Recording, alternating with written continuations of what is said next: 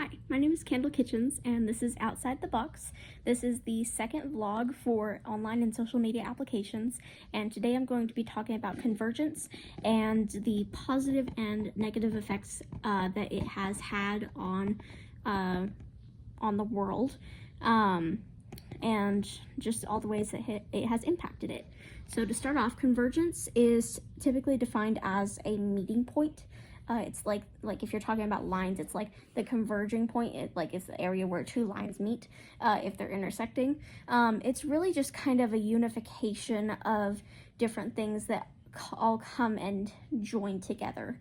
In the case of the online and social media realm, it's the converging of everyone being centralized on this one media source or this one platform.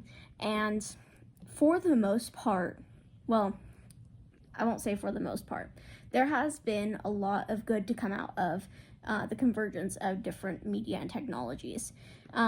Mainly, the biggest thing is that a lot of the world is able to communicate with each other, whereas in the past, you kind of if you knew people in other countries, you could potentially mail to them, or you could possibly go to a different country and explore over there, but you had to be in person or in the act of communicating with a singular, versus when it comes to social media nowadays, you can go onto a social media app and you don't have to know the person personally in order to communicate with them. If you are able to find their account, see the content they're sharing, you're able to start that connection, start to be able to observe a little bit into their lives. And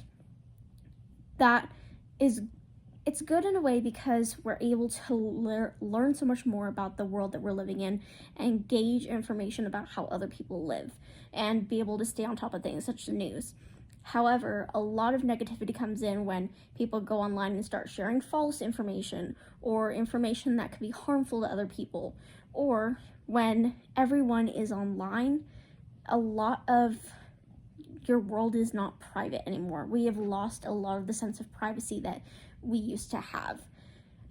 We also run the risks of people being able to mass scam or mass hack into accounts and gain information and use that against you or steal your assets. And it becomes a lot more of a virtual crime scene, whereas in the past, with everything being so interpersonal, you had to be in front of a person to rob them. You don't have to be in front of a person to rob them anymore. And that's kind of terrifying to think about.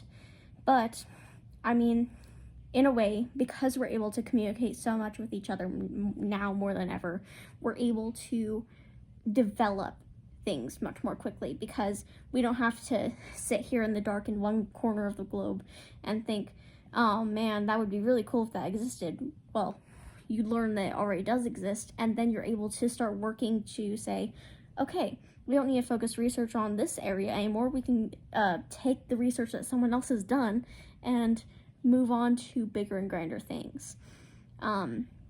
It's created a very knowledgeable world.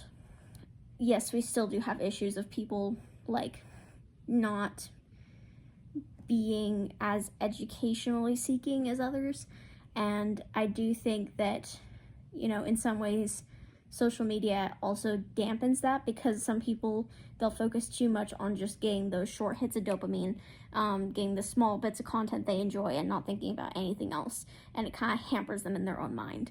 So I don't know, there's a lot of different ways to approach it, and I think that we just need to make sure that how we are converging isn't going to cause a system overhaul. It has to be a healthy convergence.